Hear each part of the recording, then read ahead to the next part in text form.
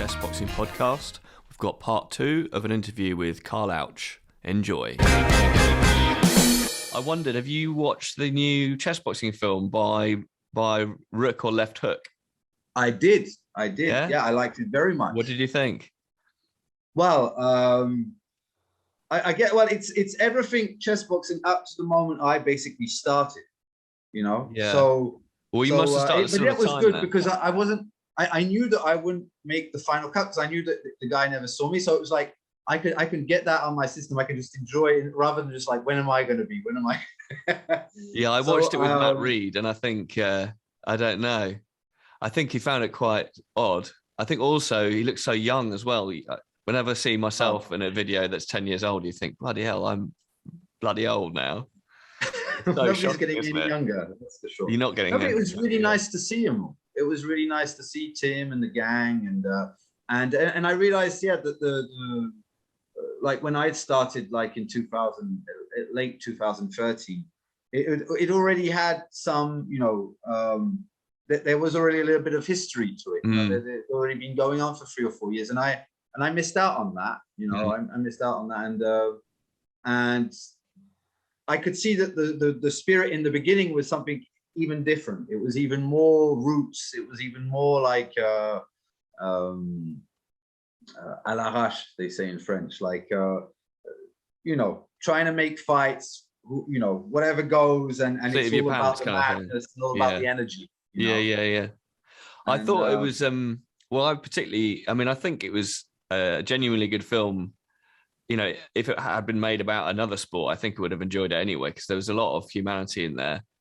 And it was really nice for me. Like you, I started around the time when that film was being completed, or the filming was being completed. So I only got the history from one side, which is obviously Tim's side. So I never really, I only got I never really got anything from the other side. You know, I only met Iepe once, actually, a few months before he passed. So I never really had much contact with him.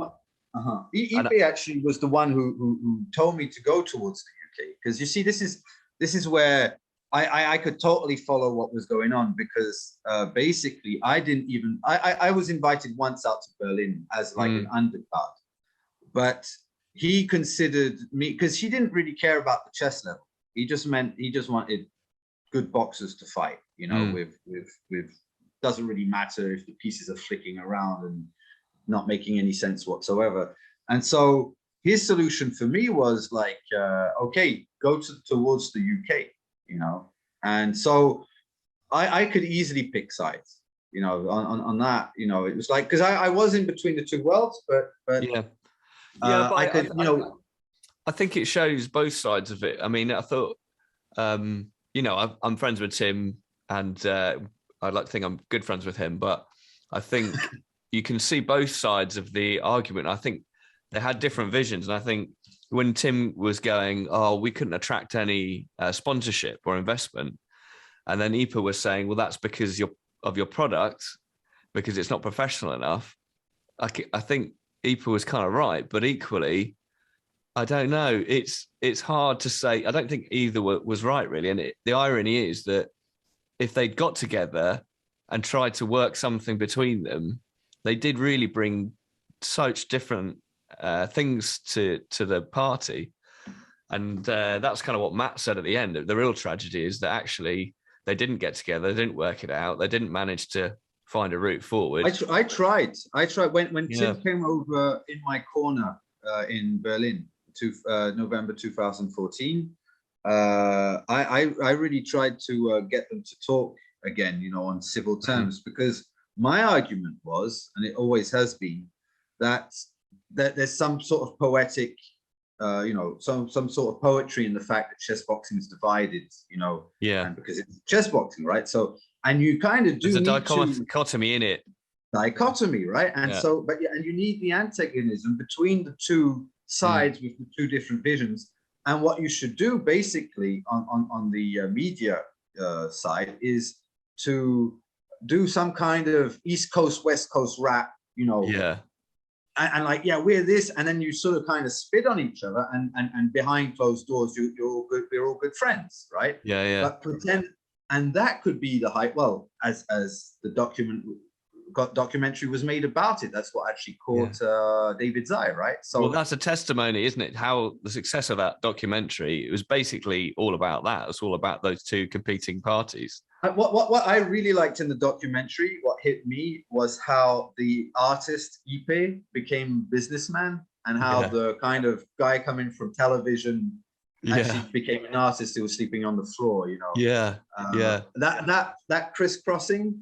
For me, you know, like the boxing promoter who's being, you know, managerial and all that, he actually becomes, you know, the artist, and vice versa. That's for me was what the movie was about. You know, there's some really nice arcs in the film. You know, I don't know. It's so developmental. Every personality seems to change, and the relationships between them change constantly in arcs throughout the film.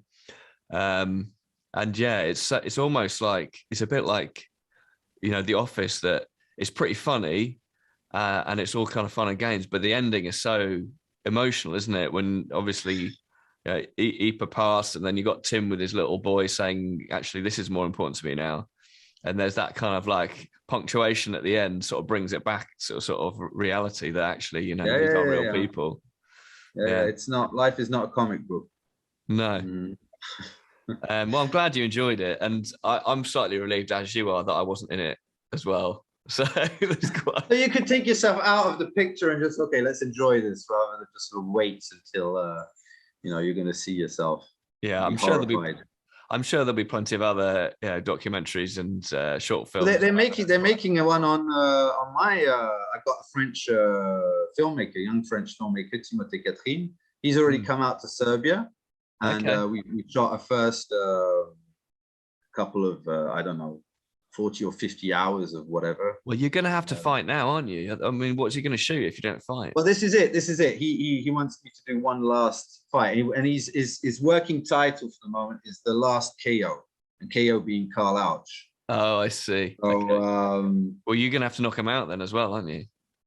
Otherwise, that plan's not going to work. Or I could just be knocked out and have a nice. That's true. That's nice true. cuddle with the canvas. Yeah. Because I knocked a guy out in. I knocked Ion Citu out. Ion Citu, yeah, I remember. I was out there. He in fact, I fought on that show. I think I fought Matt that show. But I remember because he had a low guard, didn't he? He had the kind of like. He was being a bit cocky and all that. He was slipping, and then as he got tireder, you caught him a couple of times, and he got tireder, and he's just so open. As soon as he couldn't move quick enough, you just were all over. Well, I was the first surprised, to be honest, to catch him that bad. But just to say, that was actually kind of a horror. I mean, it was mixed emotions, but there was a really scary side to that. Yeah. Whereas, like a few months later, I did the Welsh novice. Not the Welsh novices in the. Amateur boxing. Well, that's some of the best shape you've been in, because you were fighting amateur boxing in Wales, weren't you, in Swansea? Yeah. I had two fights basically. I had two, and I was doing a lot of sparring. But that second fight, I actually got caught, and it wasn't quite as violent. It was a technical knockout. It wasn't a knockout, but I hit the canvas, and my feet, lifted from the ground. So it was decently. I was out of my weight category because I didn't make weight, and I was up in under 91, and so I was up against the big guy, and there was not an ounce of fat. And but when I was knocked out, it wasn't that bad an experience. It was like kind of, I was like a deer in the like Bambi on ice.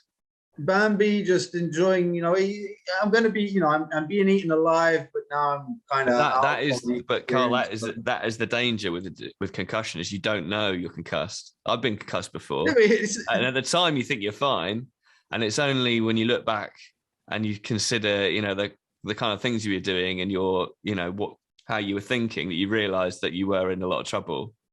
No, but that's the silver lining, right? It's like, however terrible it really is, you're actually not going to feel anything on the moment.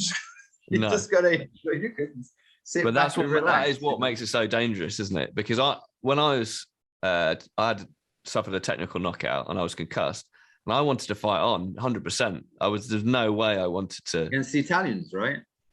Yeah, that's right. Yeah, and Ronaldo stopped the fight, which is correct. He perhaps should have stopped it earlier. But at the time, I was like, "What are you doing?" You know, I'm I fine. remember And then you because we were with Pope, James Pope in the that's right. He wrestling. fought in the same You show. came back and you were like, "You stopped the fight. I was ready to fight on." And you're a bit, pissed off at, But he was right. I mean, Ronaldo, shout out to you, mate. You were 100% correct there. So well done. So yeah. So have you got any plans for chess boxing in Serbia outside the camps? So okay, so to get back to this camp business first, so it's cut in two halves. There's the serious camp and there's a rest day, and then we have all these activities. And hopefully, if we get enough people, I'm thinking, let's say we can get 80 on this. It's cheaper. It's cheaper. So just to give you an idea, costs you can split, basically. Yeah, like if you come just to the second one, which is from the 24th of April to the 28th. If you just come, it's 5 days. You get your free 3 hours of chess lessons a day. They're going to be more conference style. You're going to have cinema. We're going to have quiz nights. We're going to have all of a time. I want to get as many chess boxes there to make some. I would like. Mate, we'll definitely get some people there. I'm sure we'll definitely get some people there. 100%. And so then if I can get, let's say it's what? So you get your 6 nights. You get your free meals a day. You get all the activities. And it costs you, now let me in pounds, it'll be something like 500 quid. Yeah. Right. So, I mean, not bad. Then you have to buy your and then ticket. We've got to pay for flights, yeah? On top of that. Flights on top of that. No. If I get 80 people paying that, I can take the money out and I'll create, I'll obviously pay for the guys who are fighting to come out and lodge them. But I mean, it's because what you're doing when you create an event is like you're counting a lot on the people that are going to come, right? You're selling tickets, of course, and whatever you can get from that. Here, it's a little bit different because you're already paying for a camp. We can just put some money aside from that and just say, well, this is part of the activities. It's part of the so. I'm not interested particularly in making money, for myself. Whatever's going to come in, for me, it's just to put back out there and create the best event possible, the best festival. And I want it to be crazy. I want people to go back like, what the hell did I just live through? Yeah. So if you haven't seen it already, we'll put a link in the show notes there. So go and check out the video. It's a pretty crazy video. So yeah, maybe like. I had to kind of skip to the bits in English that I could understand. So if you're French speaking, then you might be able to wade through it all. But the actual venue itself was incredible, like the views and stuff. I can see how that would be, quite an incredible place to spend time in and to play chess in. But we're kind of running a little bit out of time, Karl. So before I understand, I just want to add this. I do have a special guest who's coming, who's one of my chess students. And he's he's a fighter, Roger Gracie from the Roger Gracie Academy. Okay. He's the Brazilian Jiu-Jitsu family. And he's like at least 10 times world champion. Okay. And he's just coming for the chess lessons. He's a buddy of mine, and so he'll be there. And the village itself is Emir Kusturica, who is a famous Yugoslav film director. Right. Okay. So that's why there's a cinema. We haven't got only one cinema. We've got a couple of cinemas in the venue. So we got some creative people, that will be hanging out, and you can have a beer with if you're lucky. Sweet. Well, that would be amazing, and I think it'd be good to see chess boxing in Serbia at some point as well. If we could support you on that, we'd really love to do that. Well, I'm really, and I do wish that it could be a little bit like between the WCBO and the WCBI. I just that thing with Iepe and Tim trying to work it out. Yeah. Maybe we can't do it all over the planet, but maybe there could be some ground where we can come together, Yeah. Well, we are working hard behind the scenes to make that happen. I know particularly Tero Wetcroft from Helsinki is really putting some hard yards in, trying to bring everyone together. We're fully committed to that. So yeah, we'll cross our fingers and hope we can sort something out. But yeah, it would be nice to have. It would be nice to be able to socialize as well. I mean, that kind of bond, you need to have those moments, don't you? It's for me. It's like what I would like to do in the long run with this April. The second part of this April is put in motion some form of chess boxing annual friendship. Yeah, like a conference, festival. Really. Yeah, like you come, we can even have like a debate, debates on the direction it should go in. Yeah. We can have movies, we can have, we're doing box sparring together, or we have trainers out there, and let's make friends and just make sure that we see our community. It's not just because otherwise it's like you're going to the event and then the night passes and you. Mate, I think what it's like for me. I don't get a chance to say 2 words to anyone at an event. It's ridiculous, and people are flying in from all over the world, and then the event finishes, and I've got to spend the next 2 hours like breaking down and clearing the place up, and that's it. I don't see anybody. It's tragic, really. So I really and then you have to be happy with people telling you, "Wow, it was a great event." It's pretty much like your wedding day, though, isn't it?